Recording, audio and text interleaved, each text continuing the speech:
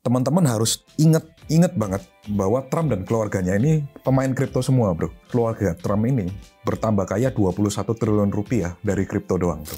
ETF Ethereum itu mengalami kenaikan yang signifikan, bro, dari bulan April sampai sekarang. Jadi kita melihat bahwa perusahaan-perusahaan meniru Kung Fu Sailor tapi dilakukan ke Ethereum, bro. Nah, ini yang kita nggak ada di cycle sebelumnya, kayak tadi saya bilang. Itu sebabnya kenapa saya bilang Bitcoin untuk ke bawah 100.000 itu sangat impossible in this cycle. Ya. Karena dia punya yang namanya infinite money glitch. Nah, jadi kalau ditanya apakah ini waktu yang baik untuk masuk, jawabannya kita hari ini kedatangan Bro Gepre. Thank you Bro. Just. Udah datang lagi. Soalnya kemarin-kemarin gue lihat lagi sibuk beli McLaren baru nih. Aminin aja deh. Ada yang nanya bro, W1. Gue nggak ngerti W1 apaan. Oh W1 cuma jam aja sih bro, bukan. Bukannya apa sih McLaren apa sih? W1. Bener kan? Iya bener. Jam. Bukan jamnya. Jamnya juga W1 namanya. Oh jamnya juga W1. Iya sama. Kombinasi. Iya. Jadi satu paket mobil sama jam gitu. Oh, gue denger katanya ada yang mau dijual kan nih. Jadi kalau misalnya ada yang tertarik beli Sena boleh nih. Cuman budgetnya berapa tuh? Ya bayar seikhlasnya gitu. Seikhlasnya 20 Bitcoin. Seikhlasnya minimum 20 Bitcoin maksudnya. Oke bro, kita mau bahas Bitcoin nih. Soalnya kan belakangan ini lagi sideways. Yes, lagi sideways.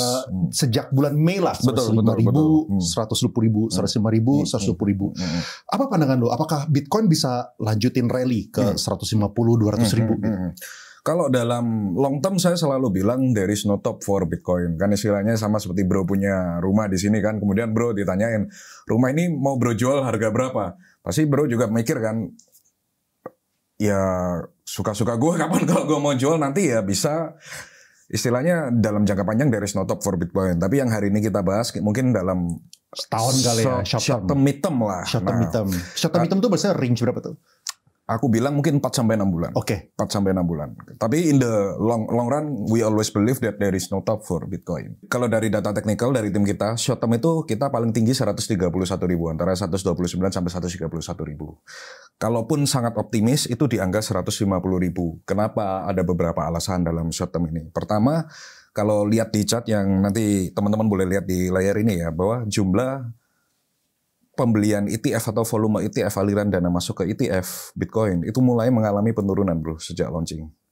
Jadi artinya belum ada peningkatan yang signifikan, belum ada katalis yang sangat-sangat mendorong lah. Istilahnya saya selalu bilang bahwa setiap aset ini mau naik, mau aset kelas apapun lah, baik itu perumahan ya kan bro, di real estate, kemudian ada saham, ada kripto, semua aset ketika dia naik pasti tentu butuh yang namanya aliran dana baru masuk. Sedangkan kalau kita ngelihat berdasarkan chart Bitcoin ETF ini, aliran dana ETF itu sejak diluncurkan sampai sekarang ini trennya masih downtrend, bro. Nah, belum ada something yang mungkin menggairahkan. Jadi downtrend itu bukan berarti jelek ya. Istilahnya kita juga nggak bakal turun, kita juga nggak bakal naik yang terlalu drastis. Apalagi di bawah 100.000 menurut saya it's very impossible for now. Gitu. Kecuali kalau misalnya Donald Trump tiba-tiba announce apa gitu. Nah, itu yang kita berharap sebenarnya jadi bisa secara bawah gitu. Cuman curang kalau misalnya Bro Gepre ini udah punya tim research guys. Jadi ya gue sih happy juga sih. Jadi kita bisa lampirin share screen segala macam. Tapi gue pengen nanya ini sih Bro. Soalnya kan kita sama-sama menunggu adanya Fed rate cut. Itu udah ngomongin dari kemarin-kemarin kan. Fed rate cut gitu. Apakah itu bisa menjadi katalis pemindahan duit yang awalnya itu di safe haven, mau deposito atau obligasi pindah ke kripto gara-gara ada Fed rate cut. Oke. Jadi kembali lagi kalau long term, saya percaya Bitcoin ini pasti akan run karena kita juga melihat bahwa memang Bitcoin ETF secara metrik itu mengalami penurunan, tapi Ethereum ETF itu malah makin naik. Nanti kita akan bahas. Nah, kemudian kita bahas masuk lagi mengenai rate cut karena ini bahas fundamental. Kenapa saya percaya in the long run Bitcoin is gonna be aset yang really good. Bahkan kemarin saya bilang sama beberapa teman saya, in the next 4 years lu nggak perlu mikir apapun, fokus Bitcoin sama SP500 Index. Kebetulan di Thrift kan juga ada sama Amerika. Karena saya percaya di masa Trump ini, Amerika ini akan punya masa the golden age. Selama 4 tahun selama dipegang Trump. Nah, kenapa kita melihat bahwa rate cut 1% itu pasti terjadi? Karena Trump ini basicnya pengusaha properti. Saya pernah bahas ini di Crypto Wave, gak tahu bro nonton apa enggak ya. Jadi yang itu pernah. Jadi kan kalau kita melihat data, based on data loh, kalau kita lihat di Bloomberg Terminal, setiap kali rate itu naik, penjualan properti di Amerika itu turun. Karena sangat jarang orang beli properti itu dengan cash. Betul nggak bro? Iya. Semua orang rata-rata kalau beli properti selalu dengan KPR. Nah, sedangkan Trump sendiri bisnis utamanya apa? Real estate. Yes. Jadi ini juga sejalan dengan kepentingan Trump bahwa nggak mungkin dia mau gimana pun dia sebagus apapun pasti ada kepentingan yang harus dia jagakan. Salah satunya ya bisnis keluarganya yaitu real estate. Nah, real estate ini sangat berkaitan dengan penurunan suku bunga. Makanya bolak-balik kan si Powell ditekan untuk menurunkan suku bunga. Beritanya kalau lihat di Crypto Wave kan bolak-balik. Trump ngatain Trump ngatain Powell, kemudian Trump administrasinya melakukan penyelidikan terhadap Powell, the Fed, ya kan. Bahasa halusnya kan kemarin saya bilang, lu mau nurut atau lu mau dikasusin kan kemarin kan biaya renovasi rumahnya The Fed kan mulai diinvestigasi oleh pemerintahan administrasinya Trump kan. Mereka minta ini harus direnov. Itu kan istilahnya tekanan secara halus kan. Mau nurut atau mau dikasusin nih. Jadi 1% itu bukan masalah terjadi atau tidak, tapi masalahnya kapan saja. Dan kalau saya melihat mungkin within the next 1 year, bahkan kalau nggak salah Powell itu terakhir kan Mei 2026 bro. Jadi either sebelum itu atau sesudah itu kita bakal melihat 1%. It's fix 1%. Dan kalau rate itu 1%, yang satu pasti emas itu turun bro. Kemudian kedua, uang akan keluar dari money market funds. Karena mereka akan mulai mencari aset yang punya yield lebih tinggi atau risk lebih tinggi. Contohnya seperti SP500 dan juga Bitcoin. Jadi saya melihat bahwa in the long run, it's gonna very good for SP500 sama Amerika. Bagi yang nggak mau cherry picking ya, benarnya bisa aja kalau cherry picking, tapi hari ini kita nggak bahas itu. Dan juga Bitcoin bro. Ya, ini kan menarik bro. Maksudnya ini ada orang yang nanya. Jadi kemarin gue seperti biasa lah, gue submit di story ada Bro Gepre nih yang mau datang gitu kan. Ayo siapa mau nanya. Ada yang bilang teori 4-year cycle apakah itu masih relevan atau bear market udah nggak ada lagi. Soalnya gini, kalau misalnya kita ngomongin 4-year cycle, seharusnya topnya itu sekarang ini ya September, Oktober, November seharusnya kalau misalnya kita ngitungin jumlah hari segala macam berdasarkan historical gitu kan. Menurut lu kayak gimana gitu? Nah, sedangkan yang tadi kan kayak agak tricky itu kayak gini, 4-year cycle seharusnya itu topnya sekarang, tapi Fed rate belum meningkat gitu. Yeah. Jadi konflik gitu. Betul. Konflik kayak kalau misalnya kita ngomongin bear market tahun depan, tapi tahun depan bisa jadi Fed rate lebih dalam lagi. Lebih gitu. dalam lagi betul. Nah. Dan teman-teman harus ingat, selain Fed rate cut, ada lagi BBB, Big Beautiful Bill. Itu 10 triliun dolar yang akan dimasukkan ke dalam market selama 5 tahun ke depan, 5-10 tahun ke depan. Jadi artinya uang baru yang masuk ke market ini bukan cuma dari rate cut, tapi juga dari administrasinya Trump yang kemarin Big Beautiful Bill. Jadi nama-nama dia emang unik-unik, tipikal nama dia Trump. Dia kan selalu nama yang lucu-lucu gitu kan. Sama seperti Trump kan, go big or go home. Nah dia Big Beautiful Bill. Nah itu 10 triliun yang bakal masuk ke market. Jadi kalau kita lihat secara long run, benar-benar nggak ada alasan kenapa kita harus bearish bro. Dari sisi administrasi Trump, itu pertama. Kemudian kedua, yang saya nggak melihat di cycle berikutnya, karena saya percaya, bahkan kemarin waktu 108.000 kan semua track ini top dan lain sebagainya. Salah satu analis kita yang percaya bahwa topnya 120.000, 100 itu di atas itu dan tercapai kan beneran. Karena kita melihat yang kedua apa, di cycle sebelumnya tidak ada permainan seperti strateginya seller bro. Di cycle seterusnya? Cycle sebelumnya. Sebelumnya, iya. Oke, sebelumnya. Jadi kan sebelum 4 tahun, ya kita bear, tapi di cycle ini kita punya seller dan ada 125 perusahaan seperti seller yang punya berbagai macam kungfu, nanti kita akan bahas, yang mereka tiap minggu beli Bitcoin bro. Nah istilahnya gimana mau turun kalau demand-nya ada. Terus ini yang dilakukan seller ini kungfu seller, infinite money glitch namanya. Dan kemudian dulu kita nggak punya Bitcoin ETF juga. Kemudian dulu kita nggak punya juga yang namanya 401k. Kemarin kan ada 401k di mana Trump memberikan persetujuan supaya dana pensiunan di luar sana bisa membeli Bitcoin. Bukan spot ya, tapi melalui ETF-nya.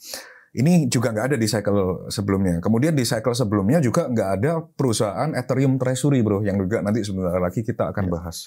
Ya, itu yang maksud lu tuh mengakibatkan ada sebuah floor jadinya ya. Sebuah floor, betul. Ada demand floor yang sudah nggak bisa ditembus lagi. Bayangin, kemarin ada seller beli, BlackRock beli, biaya produksi Bitcoin juga ada. Istilahnya ini udah ada demand floor, di mana kalau saya bilang di bawah 100.000 itu sangat susah sekali, kecuali Black Swan event ya. Kecuali something ada wabah baru yang kita mungkin nggak tahu, tiba-tiba ada wabah yang seperti COVID ya, who knows. Tapi selama nggak ada Black Swan, tebakan saya di bawah 100.000 itu sangat sulit sekali, karena udah ada demand yang diciptakan oleh seller. Kemudian ada kemarin kan yang gede lagi 21 Capital, kemudian ada Metaplanet, ada Bitcoin ETF.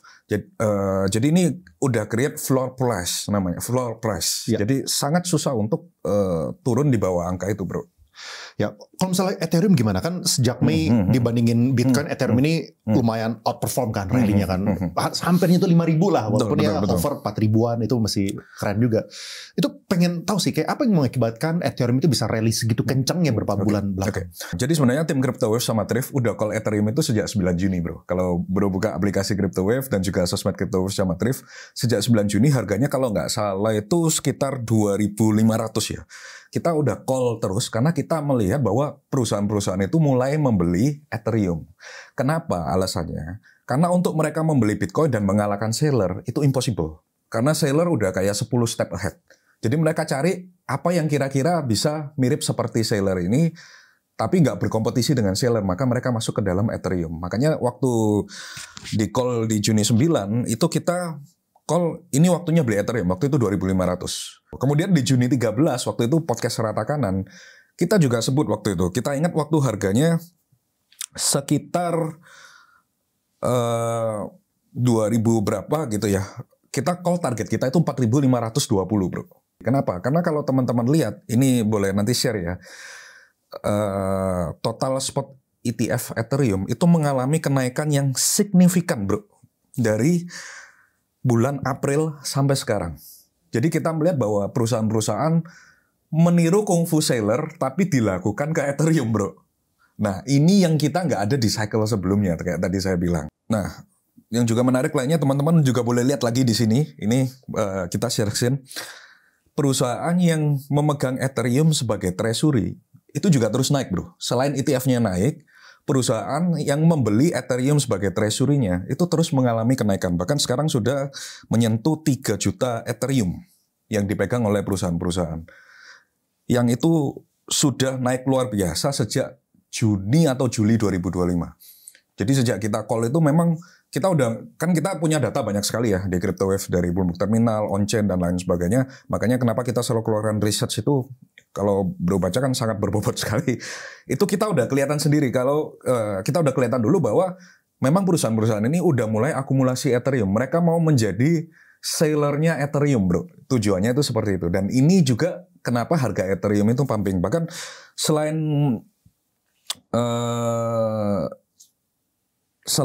juga dari company yang mengakumulasi Ethereum, issuer ETF Ethereum ini kan macam-macam, bro. Ya kan, kayak Bitcoin kan sedia ada beberapa, Ethereum juga. Ini juga terus naik, bro.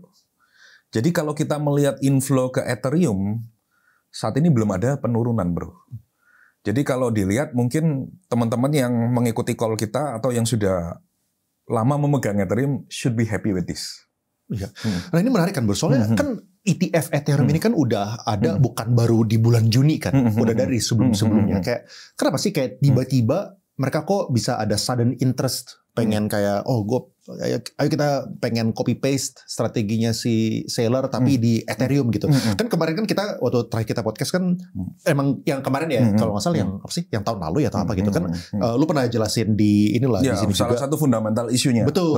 Salah satu fundamental isu Ethereum kan. Betul. Nah, apakah mereka udah solve itu makanya akhirnya tiba-tiba ada ketertarikan atau kayak gimana gitu? Ya benarnya mereka udah solve sedikit melalui Pectra Upgrade. Itu Pectra Upgrade apa? Rada lama. Intinya apa kira-kira? Pectra Upgrade itu istilahnya, contoh kayak misalnya, gue terlalu teknis gak apa-apa nggak? Gak apa-apa. Jadi teman-teman boleh lihat yang saya share di sini. Jadi Vector upgrade yang diluncurkan Ethereum itu mulai tanggal 7 Mei 2025, bro. Nah, pertama apa? Untuk layer 2 bakal jatuhnya lebih murah, lebih cepat gitu loh. Kemudian kedua, seperti Thrift ini kan validator dan staker di Ethereum. Biasanya kalau mau menjalankan node itu butuh satu node itu 32 Ethereum, bro. Misal kita mau lebih dari 32 Ethereum, maka kita harus spin off satu lagi node, isinya juga 32 Ethereum. Jadi cost untuk biaya staking itu lebih tinggi. Nah, dengan upgrade ini biaya staking Ethereum itu menjadi lebih terjangkau lah, istilahnya nggak harus kelipatan 32. Itu yang paling simpel lah bahasanya. Jadi selain untuk biaya transaksi, biaya staker, nah ini juga yang membuat kenapa orang mulai berspekulasi ke Ethereum itu ternyata BlackRock di 15 Juli. Teman-teman kalau mau lihat ini di sini screenshotnya ya. Jadi di 15 Juli BlackRock itu memberikan submisi form kepada SEC bahwa mereka akan menerbitkan blue chip crypto ETF. Nah, screenshotnya tadi udah saya share di sini. Artinya apa? Mereka mau nggak mau, mereka harus beli 15% dari dana kelolaan mereka masuk ke dalam Ethereum. Nah, setelah inilah baru perusahaan-perusahaan yang lainnya berlomba membeli Ethereum karena mereka mau menjadi the next seller tapi dalam bidang Ethereum, bro. Triggernya kenapa? Dari BlackRock yang mensubmit blue chip crypto ETF ini.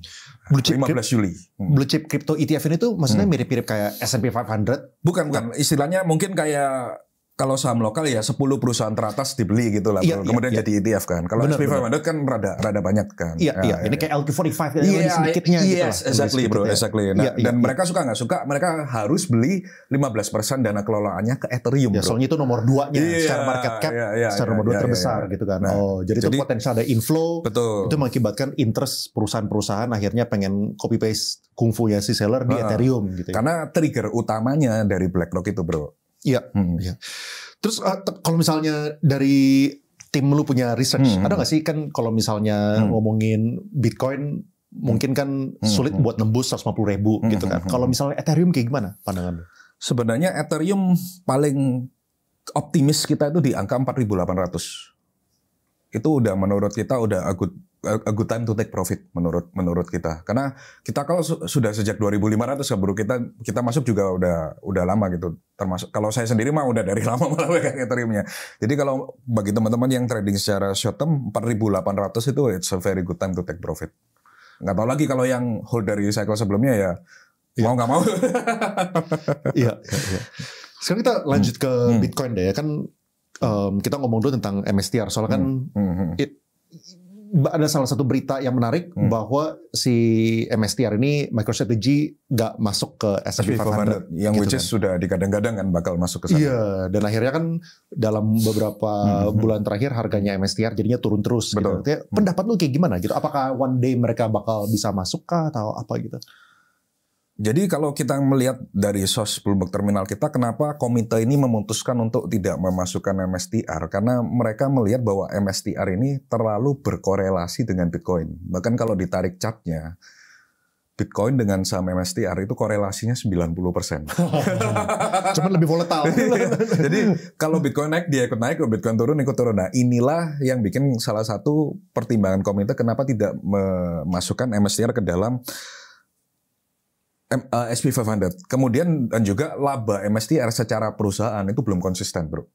Jadi memang MSTR ini mungkin mereka melihat lebih ke arah aset Bitcoin atau aset kripto sehingga mungkin belum layak untuk masuk ke dalam SP 500.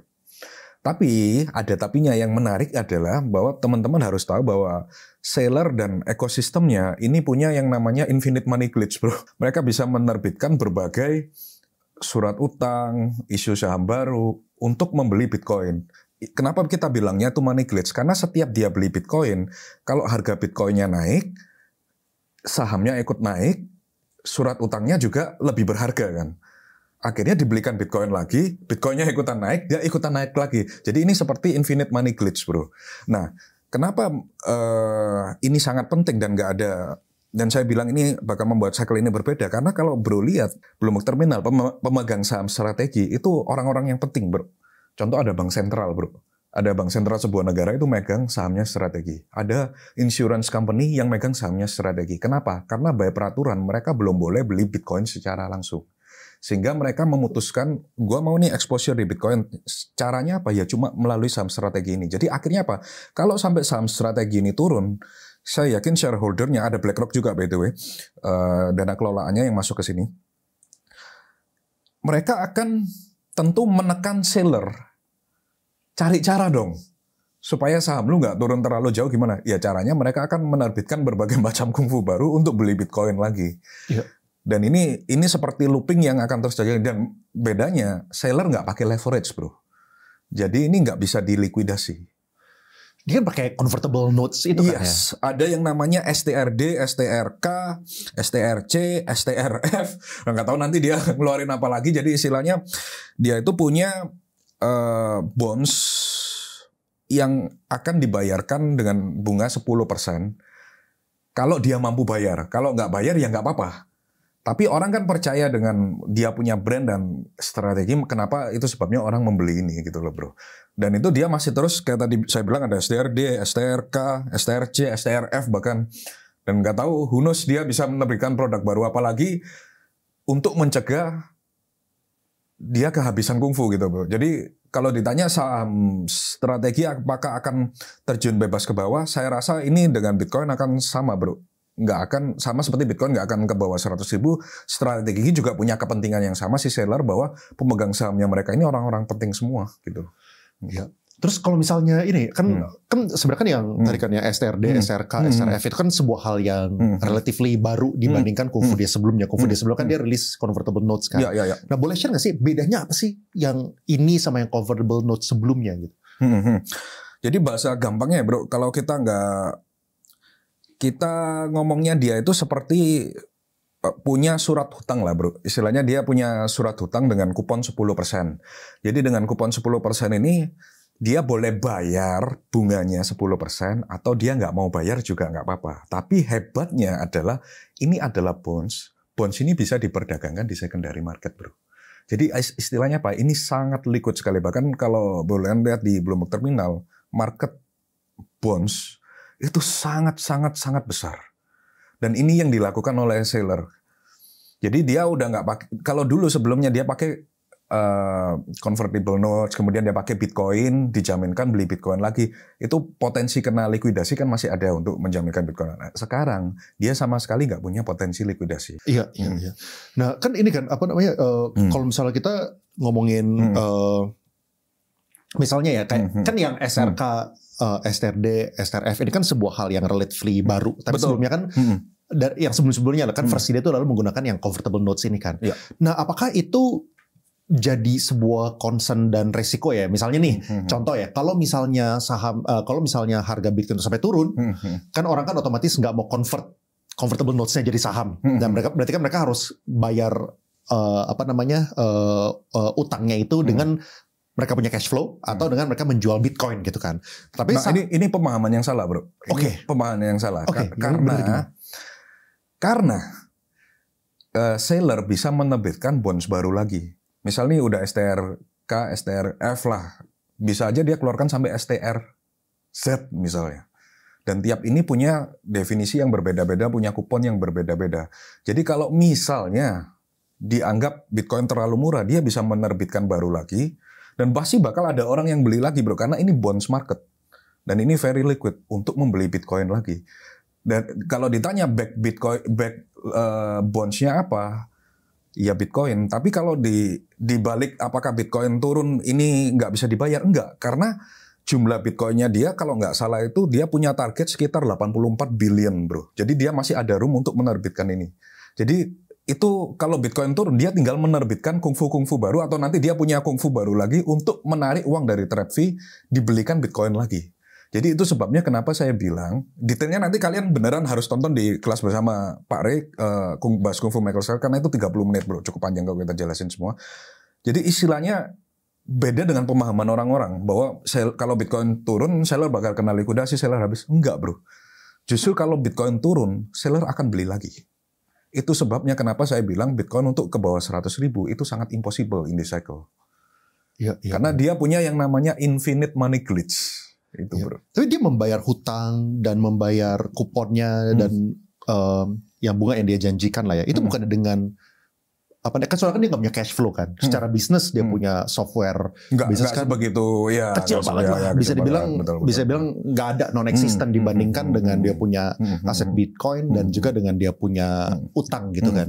Nah ya tentu kalau misalnya turunnya itu sebentar, dia bisa gunakan opportunity itu untuk apa namanya untuk buy the dip itu bisa jadi bagus banget buat MicroStrategy kan. Tapi yang gue lebih concern tuh kalau misalnya ada nggak sih sebuah apa ya potential downside dan resiko kalau misalnya bear market itu berkelanjutan sehingga kan kalau misalnya kita lihat yang dari si convertible notes-nya kan maturity-nya itu kan 5 tahun gitu kan. Setelah 5 tahun ini dia dia udah nggak pakai convertible notes bro. Iya yang baru kan. Buat yang baru. Tapi kan yang gue maksudnya yang kemarin-kemarin. Yang kemarin-kemarin kan masih belum selesai. Gitu. Nah ini kan periodenya kan kalau misalnya berkelanjutan dan itu waktunya untuk bayar utang, apakah itu bisa jadi masalah atau menurut lu itu not an issue gitu? Not an issue bro, karena dia bisa issue lagi yang tadi saya bilang kungfu-kungfunya dia STR. Selama masih ada orang yang mau beli gitu. Selama masih ada orang yang mau beli dan pasti ada orang yang mau beli bro, karena sebenarnya kalau kita lihat jumlah bonds yang dikeluarkan dengan backing Bitcoinnya masih gede backing Bitcoinnya bro. Dan ini juga alasannya kenapa? Karena banyak seperti tadi saya bilang, bank sentral, insurance company kan sekarang masih belum beli by regulasi mereka boleh beli Bitcoin secara langsung, baik spot ataupun ETF. Mereka masih boleh beli efek saham aja, sama seperti di sini lah. Reksadana mau beli Bitcoin kan masih belum boleh di sini. Peraturannya tertulis hanya efek. Jadi cuma boleh beli saham dan itu yang saya lihat beneran no issue for seller. Nanti teman-teman boleh lihat lagi detailnya di kelas bersama Pak Re, itu bener-bener no issue bro. Ini like kungfu yang diciptakan seller. Makanya saya bilang orang yang genius itu pasti orang kaya bro. Karena sebelum seller gak ada loh yang menciptakan seperti ini bro. Iya. Nah setelah dia kan bisa jadi banyak. Iya, karena ditiru lagi. Boleh share nggak sih kayak beberapa perusahaan yang signifikan juga yang kayak MSTR itu kayak siapa aja gitu? Nah, yang berikutnya setelah seller menurut saya yang kedua paling besar itu adalah 21 Capital, bro. 21 Capital ini kenapa kita bilangnya besar? Karena yang masuk ke dalam pemainnya bukan main-main. Pasti tahu kan ada Canton Fitzgerald, kemudian ada Tether Holding, kemudian ada SoftBank juga. Dan mereka tahu nggak punya target yang luar biasa, 43.500 Bitcoin harus mereka pegang. Masih kalah sama Gabriel Ray berarti. Harusnya 100.000. Amin. Ya, amin. Nah, cuma mereka punya target bahkan melebihi seller. Mereka mau berlomba dengan seller. Ini 21 Capital yang kita anggap benar-benar pesaing serius dari seller karena backingannya nggak main-main, bro. Dan kalau kita udah melihat dua raksasa dengan giant money like this buying Bitcoin, and you don't buy Bitcoin, apa lu lebih pinter daripada orang-orang ini? Atau gimana? Ya kan, kita melihat makanya kenapa di bawah 100.000 itu sudah sangat impossible, bro. Bahkan seller kan punya target 84 billion USD itu dalam Bitcoin, bro. Belum lagi nanti disusul oleh 21 Capital sekitar 43.500 Bitcoin yang akan dibeli oleh mereka. Ya. Nah, ini makanya menarik kan, kayak misalnya tadi, ini kan ada contoh-contoh smart money lah ya, yang invest besar-besaran di Bitcoin gitu kan. Di sisi lain ada banyak orang juga yang mikir kayak gini, aduh sekarang harga Bitcoin ini udah di titik ATH/mirip ATH, mendekati ATH lah gitu kan. Kapan ya gue mulai nyicil Bitcoin gitu? Apakah gue mendingan nunggu nanti waktu market crash aja baru gue mulai beli atau kayak gimana? Kayak menurut lu kayak gimana? Tapi jujur ini pertanyaan yang udah gue terima dari 2015. Bro. Setiap orang dari harga 10.000, 20.000, 50.000, 4 juta, 5 juta, 7 juta, 100 juta, 500 juta, 1,5 M, 2 M. Pertanyaannya sama aku, boleh beli masuk sekarang nggak? Nggak usah, nggak beli juga nggak apa-apa. Biar orang lain yang beli, gitu kan. Tapi back to serious topic. No one in the world can time the market, bro. That is the issue. Even kita dengan data segini banyak aja, kita masih ada chance miss-nya. Bahkan kemarin kita sempat backtesting semua research yang dikeluarkan oleh CryptoWave. Akurasi kita itu 90%. Artinya apa? 10% kita masih bisa miss. No one in the market can predict 100% this is the top, this is the bottom, bro. Kalau ini bisa, ini jadi orang paling kaya sedunia, bro. Makanya kalau ada orang yang bilang dia bisa lihat masa depan, ya nggak usah ngeramal kecelakaan, Bro, ngeramal ini aja topnya berapa kan udah pasti kaya kan. Nah, jadi kalau ditanya apakah ini waktu yang baik untuk masuk, jawabannya time in the market beats timing the market, Bro. Jadi apakah ini saat yang tepat untuk masuk? Ya, lu beli dan lu forget about it, karena in the long run kayak tadi saya bilang there is no top for Bitcoin gitu. Apalagi dengan fundamental yang tadi Red katakan terjadi. Kemudian ada perusahaan-perusahaan seperti Saylor, 21 Capital. Itu kan sesuatu katalis yang saya lihat dalam jangka panjang. You never sell your Bitcoin, Bro. Kalau kita sell, mereka beli terus. Lama-lama mereka punya Bitcoin tambah banyak, kita nggak punya Bitcoin dong kalau seperti itu. Jadi secara fundamental sangat bagus sih. Dan ini juga mindset yang harus dirubah, bahwa beli Bitcoin bukan berarti Gabriel akan tambah kaya. Karena masih ada orang yang komen gitu. Karena lu beli 1 triliun rupiah pun market Bitcoin nggak akan gerak, bos. Jadi Gabrielnya pom Bitcoin gitu ya. dengan 5 juta rupiah. Lu beli Bitcoin 1 triliun rupiah, Bitcoin juga nggak akan gerak. Kecuali lu belinya setara kayak Saylor ataupun setara Metaplanet secara 21 Capital. Jadi jangan mindset itu dilihat bahwa market cap Bitcoin sekarang kan udah triliunan dolar Amerika gitu. Jadi 1 triliun rupiah itu kayak setetes saja dalam bucketnya Bitcoin. Jadi kalau ditanya apakah beli, ya kalau lu mau ini dalam jangka panjang, lu harus beli Bitcoin, bro. Sangat diwajibkan. Nggak tahu gue pernah bahas ini di podcast lu belum ya, yang bahwa semua fund manager sekarang udah mewajibkan punya porto kripto. Itu pernah aku bahas belum? Belum. Oke. Silakan. Jadi dulu, bro, 2020 ya, 2020, bro. Semua fund manager itu nggak mau memegang Bitcoin. Mereka always say Bitcoin is MLM ataupun si even gua punya fund manager di Singapura, gua orang kripto, mereka bilang they don't want to touch Bitcoin. Tapi sekarang kalau buka Bloomberg Terminal, bro, ada yang namanya analis itu. Yeah. Everyone, bro. Citibank, Goldman Sachs, JP Morgan, you name it, every analis besar. Mereka bilang, lu harus punya at least 3% Bitcoin dalam portofolio lu. Kalau lu nggak mau aset lu ketinggalan. Jadi istilahnya apa? Semua orang sekarang udah ngerekomendasiin bahwa at least lu punya 3% komposisi Bitcoin dalam alokasi total portfolio investasi lu. Jadi dari sini kan kita kelihatan bahwa ya nggak usah tanya lagi kok boleh beli apa enggak.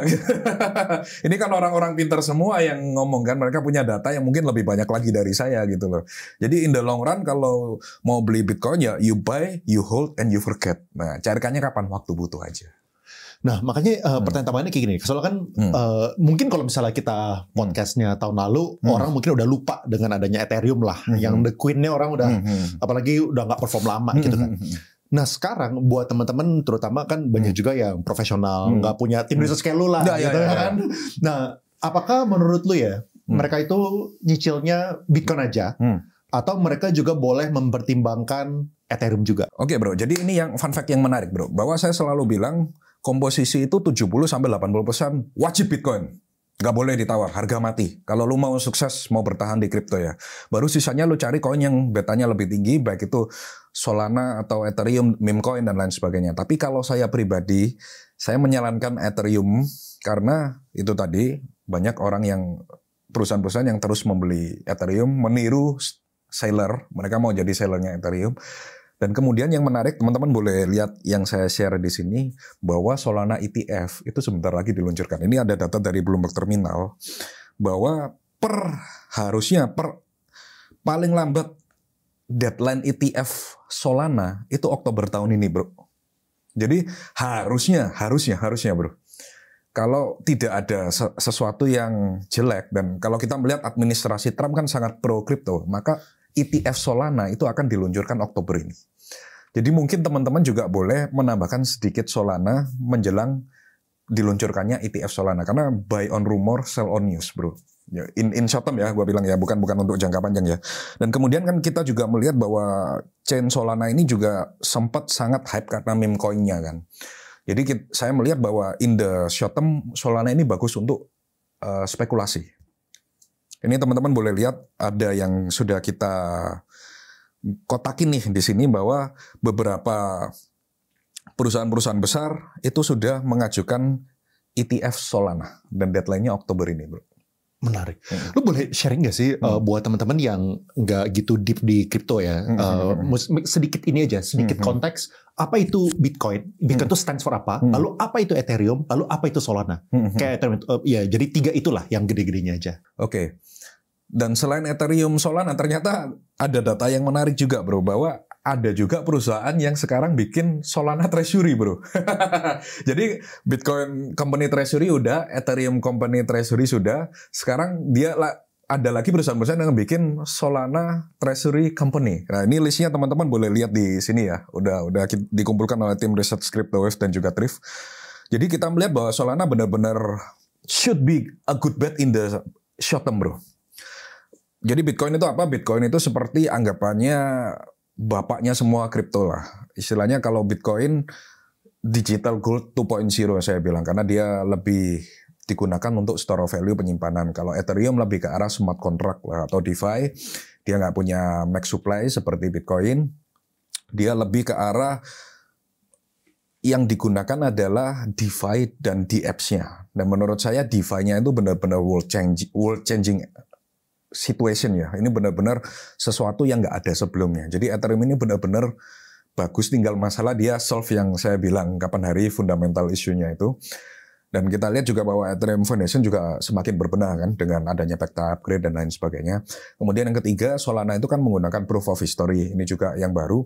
Kenapa Solana itu populer? Karena secara blockchain dia lebih unggul, secara blockchain ya, lebih unggul dari Ethereum. Itu sebabnya kenapa Solana menjadi tempat untuk orang-orang meluncurkan meme coin. Nah, kemudian yang menarik adalah setelah Ethereum, perusahaan-perusahaan smart money berikutnya bettingnya bukan ke koin lain, tapi ke Solana. Ini yang makanya kenapa saya bilang Solana should be good bet in this short term bro. Ya. Gitu. Nah, kalau misalnya kan tadi kan kita ngomongin salah satu alasannya kenapa ETF Bitcoin itu perform, itu kan gara-gara adopsi institusi yang masif kan. Betul. Dan ada satu katalis yang lagi ditunggu-tunggu banget sama orang, yaitu kapan negara itu mulai beli Bitcoin, misalnya kayak terutama kayak US lah gitu. Betul.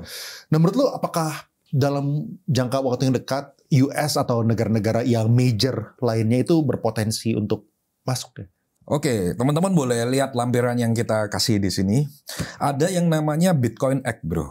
Jadi memang sekarang saat ini US ini pakai namanya budget neutral, karena akhirnya dia tidak akan membeli Bitcoin dari anggaran negara. Tapi ada Bitcoin Act yang sedang dalam proses pengesahan, di mana mereka akan membeli 1 juta Bitcoin selama 5 tahun, atau per tahunnya mereka beli 200.000 Bitcoin. Dan ini sedang dalam proses pengesahan. Kita tahu bahwa teman-teman harus ingat banget bahwa Trump dan keluarganya ini pemain kripto semua, bro. Bahkan kalau kemarin teman-teman lihat berita di CryptoWave, keluarga Trump ini bertambah kaya 21 triliun rupiah dari kripto doang, bro. Keren nggak? Ya, jadi pengusaha kripto ya, iya, anak-anaknya. Jadi kalau secara logika seperti itu, kira-kira, bro, gua tanya, mungkin nggak Trump bikin kebijakan yang merugikan keluarganya sendiri? Mungkin nggak? Hardly lah ya. Yang menyusahkan sih harusnya susah. Nggak mungkin dia bikin kebijakan yang merugikan dirinya sendiri kan. Berarti istilahnya apa? Kita melihat dalam 4 tahun ke depan administrasi Trump ini akan membuat kebijakan-kebijakan yang sangat pro kripto. Dan salah satu katalisnya yang saya melihat bagus adalah ya Bitcoin Act ini, di mana mereka akan beli 1 juta Bitcoin selama 5 tahun ke depan. Dan belum lagi kebijakan-kebijakan lain. Kemarin kan ada stablecoin undang-undang juga yang barusan disahkan. Makanya kenapa saya bilang stablecoin yang punya government token itu should be good investment seperti Ethena in the midterm, karena benar-benar saat ini stablecoin sudah istilahnya bukan lagi in the gray area tapi benar-benar hijau dan dilakukan oleh pemerintahan Trump gitu, bro. Iya. Nah, tapi apakah menurut lu ya yang tadi yang Bitcoin Act mereka sampai bisa beli 1 juta Bitcoin itu, apakah probabilitas untuk itu dipas itu tinggi? Sangat besar, bro. Sangat besar. Karena Kongres sekarang mayoritas dipegang partainya Trump, bro. Jadi kita udah tahu arahnya kemana. Udah ada rate cut pasti turun, kemudian ada Bitcoin Act itu, dan kemudian masih ada negara-negara yang nge-hold Bitcoin, istilahnya walaupun mereka tidak membeli, mereka juga tidak menjual. Seperti Cina kan punya barang sitaan yang jumlahnya cukup gede gitu kan, bro. Jadi itu saya rasa nggak akan jadi itu saya rasa nggak akan membuat Bitcoin harganya turun. Nah, ini juga ada yang mau kita share, teman-teman boleh lihat di layar. Inilah list negara yang memegang Bitcoin dan berapa banyak jumlahnya. Contoh Amerika ada 198, Cina 190.000. Dan itu kan walaupun mereka tidak membeli itu udah cukup besar bro. Iya. Ya. Istilahnya mereka udah mengurangi supply yang ada di pasar kan. Ya, terus yang tadi lu juga sempat nyinggung mengenai 401k yang di sana itu kayak versi BPJS-nya Amerika lah ya. Iya, intinya. versi BPJS-nya mereka. Ya, nah menurut lu seberapa signifikan ya emang news itu terhadap katalis Bitcoin ke depannya? Jadi teman-teman boleh lihat lagi yang saya share di layar ini. Jadi per 7 Agustus 2025 kemarin, Trump itu melakukan tanda tangan bahwa 401k atau BPJS-nya Amerika itu boleh berinvestasi ke alternatif aset. Contohnya ya seperti Bitcoin, tapi bukan spot ya bro. ETF-nya yang boleh. Nah dengan adanya ini, jumlah dana pensiunan di 401k itu sekitar 12 triliun dolar. Nah kita anggaplah pesimis 10% aja masuk ke dalam Bitcoin. Itu berarti akan ada uang baru masuk ke dalam Bitcoin sekitar 1,2 triliun dolar. Dan bro bisa bayangkan ketika ada pembelian Bitcoin sebesar 1 triliun dolar lah kita anggap, apa Bitcoin nggak naik harganya. Nah, jadi kalau teman-teman melihat arahnya kebijakan Trump, makanya saya bilang it's not about candle, it's now about Trump. Kita melihat bahwa kebijakan-kebijakan ini semuanya arahnya pro ke kripto semua. Jadi 4 tahun ke depan selama Trump memimpin, saya rasa there is no reason to bearish on crypto or Bitcoin, bro. Iya, nah yang menariknya kayak gini, kayak ada kita sempat lihat juga kayak dari Google Trends ya. Nah, betul. Nah, Google Trends itu tuh dari segi retailnya, hype-nya tuh kesannya berbeda sama yang kemarin-kemarin. Exactly. Ini juga yang saya mau bahas juga bro. Ada menarik, teman-teman boleh lihat lagi lah ya di sini. Ya, ini Google Trend. Teman-teman kalau lihat di bull cycle sebelumnya, itu setiap harga naik selalu dibarengi dengan kenaikan Google Trend bro. Termasuk data sosmed. Tapi data sosmed saya nggak boleh share karena ini confidential and relative dengan partner-partner sosmed kita. Karena terus juga istilahnya top advertiser lah di berbagai macam sosmed. Dan yang menarik dari cycle ini adalah bahwa retail itu nggak se-euforia seperti bull cycle sebelumnya bro. Bahkan lihat di data Google Trend ini yang kita share, malah cenderung turun begini bro. Tapi walaupun retail interest-nya turun, harganya nggak turun bro. Harganya begini. Harga Bitcoin tambah semakin naik. Artinya apa? Bahwa sekarang retail tidak sebegitu pengaruh terhadap harga Bitcoin. Yang penting apa?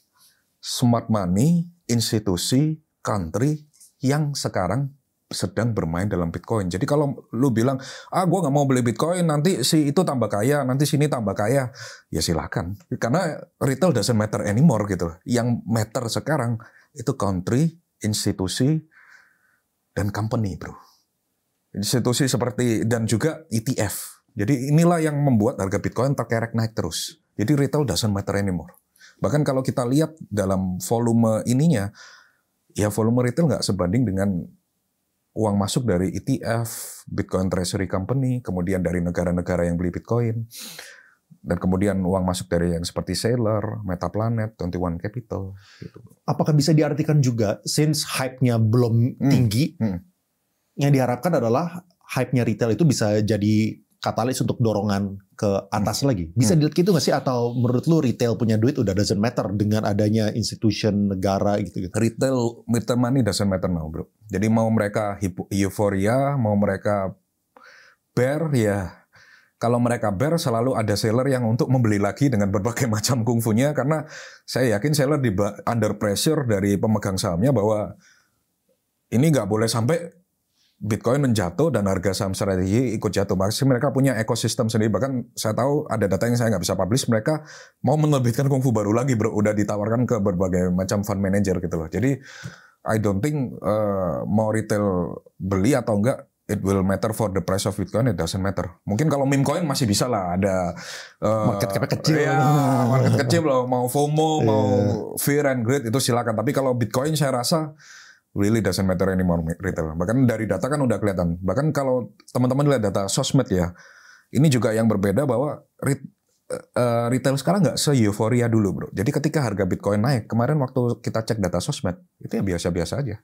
Padahal kalau di cycle sebelumnya, ketika harga Bitcoin naik, retail itu kayak euforia bro. Sosmed rame bahas Bitcoin ini nih. Sekarang ya, biasa aja. Menarik. Either mereka nggak punya barang, atau ya mereka udah jual duluan, atau mereka takut untuk masuk sehingga akhirnya udah keborong dulu sama institusi, bro. Jadi like I said, retail doesn't matter anymore in this cycle. Makanya saya salah satu yang percaya bahwa this cycle will be a prolonged cycle. Iya, sampai 2026 menurut lo? Atau sampai kapan? Gua merasa 2026 kan rate bakal 1% sih, bro. Jadi belum ada something yang bisa membuat bearish kecuali Black Swan event, bro. Mungkin kalau bisa jadi Trump digulingkan ya, kita nggak tahu kan, namanya politik ya. Kemudian bisa jadi ada wabah atau perang atau apa, kita nggak tahu. Tapi selama nggak ada Black Swan event, gue yakin harusnya there is no top for Bitcoin in the long run. Ada yang nanya nih ya, prediksi ATH BTC cycle ini berapa dan kapan? Apakah masih ada out season dan kapan? Kalau dari technical yang dipunyai oleh tim kita, teman-teman boleh lihat lah yang kita share. Dan juga berbagai macam data, bahwa kita selalu bilang dari awal, bro, dari awal kita itu selalu bilang 120 sampai 125 ribu itu is the top. Tapi extend, kalau misal pun extend itu paling mentok di 129 sampai 131 ribu in the short term ya, bro ya. Teman-teman boleh lihat chart yang kita kasih. Jadi kalau mungkin 129, 131 ribu, teman-teman boleh mulai take profit lah istilahnya kalau takut untuk hold ya. Tapi kalau saya sendiri, saya melihat Bitcoin it's very good investment for the long run. Bahkan teman-teman kalau lihat data yang saya kasih, sekali lagi saya share, public companies yang holding Bitcoin itu semakin banyak jumlahnya. Bahkan yang terbaru GameStop kan baru beli sekitar 4.500 Bitcoin, bro. Itu perusahaan jualan game loh, beli Bitcoin kan. Jadi teman-teman lihat chat ini bahwa jumlahnya semakin bertambah perusahaan yang membeli Bitcoin gitu loh. Jadi in the long run there is no top for Bitcoin. Ya, ya. Menurut Pak Ray, di masa depan nanti apa mungkin bisa ada teknologi yang bisa menggantikan teknologi blockchain/Bitcoin? Enggak. Karena sekarang Bitcoin itu udah berapa exahash, setara 20 reaktor nuklir kan istilahnya. Untuk menggantikan ini sangat susah, bro. Apalagi cuma dalam waktu 10 tahun ke depan. Even quantum computing yang digadang-gadang bisa crack Bitcoin, kalau kita hitung secara benar-benar, itu masih sangat panjang sekali, bro, untuk mengcrack Bitcoin SHA-256-nya. Kan yang terbaru Willow itu cuma 26 apa 36 qubit. Sedangkan untuk crack Bitcoin itu butuh, kita pernah buat kontennya kalau nggak salah berapa juta qubit gitu, bro. Jadi itu masih sangat panjang sekali, bro. Kalau misalnya yang menggantikan, misalnya yang ini mungkin kayak ada Bitcoin tandingan gitu misalnya. Dan udah pernah terjadi kan. Nah, kenapa yang sebelum-sebelum itu nggak pernah ada yang take off? Satu dari sisi, aku ngelihatnya satu dari sisi liquidity, bro.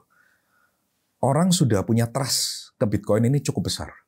Dan ini pernah dibahas juga di kelas Crypto Wave di ekonomi digital oleh Dr. Prabu Revolusi. Dia ini salah satu profesor di ekonomi digital, bahwa dia bilang trust ini bisa divaluasi. Dan salah satu yang membuat Bitcoin ini kenapa susah ditumbangkan, karena trust terhadap Bitcoin ini sangat tinggi, bro. Itu ada rumus matematikanya. Dulu kan orang bilang, kalau cuma basis percaya ini mah seperti tulip. Padahal trust itu bisa divaluasi. Jadi jumlah jaringan Bitcoin, valuasinya ini akan terus bertambah seiring dengan pertambahan jumlah penggunanya, bro. Sama seperti pernah saya bahas kan, waktu di podcast lain beberapa saat yang lalu. Misal di daerah Pondok Indah lah, kenapa orang percaya area ini, rumah perumahan di sini harus lebih tinggi daripada perumahan-perumahan lainnya? Karena orang trust di daerah Pondok Indah ini memang area premium gitu loh, bro. Nah, jadi trust inilah yang membuat susah untuk orang ini pindah ke koin lain, bro. Dan duit yang kekumpul di Bitcoin udah berapa, bro? Sangat nggak mudah loh untuk memindahkan trust ini, kecuali ada something yang benar-benar Black Swan, dan itu pun untuk terjadi Black Swan sangat susah, bro, di Bitcoin. The chance of Bitcoin going to zero itu very very impossible for now. Kalau dulu mungkin ya waktu awal-awal. Kalau sekarang dengan adopsi regulasi jelas itu sudah impossible. Kemudian yang kedua itu masalah likuiditas, bro. Yang nggak ditemuin di Bitcoin dan nggak ada di koin lain adalah likuiditasnya, bro. Orang besar, pemain besar, mereka mau ketika mereka transaksi beli dengan harga dengan jumlah billion dollar, market nggak boleh bergeming dong. Nah, yang bisa menampung ini cuma Bitcoin so far, bro. Termasuk ketika kita trading ya, bro. Kalau size bro nanti udah besar, nanti akan kerasa, bro. Ketika kita trading di koin lain, dengan kita trading size besar di Bitcoin, itu jauh lebih comfortable kita trading di Bitcoin. Karena marketnya sudah, liquidity-nya sudah besar sekali. Jadi kalau ditanya kenapa nggak bisa ada pengganti the next Bitcoin atau take off, penyebabnya ini bro.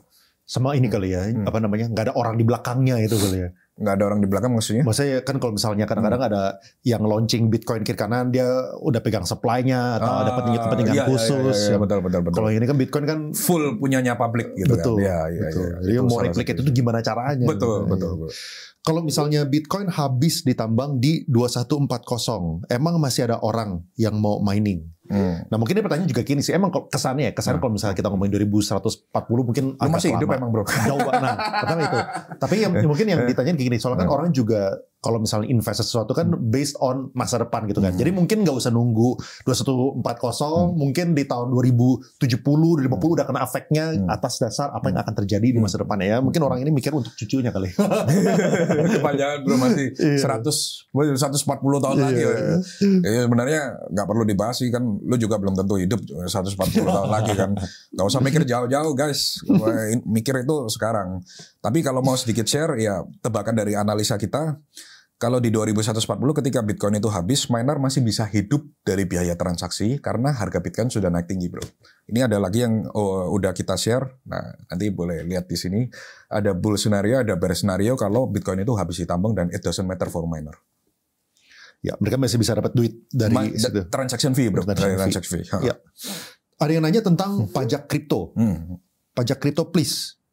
Apa yang mau ditanya nih? Mungkin ini kali ya. Mungkin yang gue minta bantuan lu share adalah perbedaan, kan cara untuk beli Bitcoin itu ada banyak. Ada yang bisa pakai misalnya cek asing, bisa ada yang pakai jual. Oke, ada beberapa ya. Misal pertama, beli dan jual pakai cek asing. Yang kedua, beli dan jual pakai cek lokal.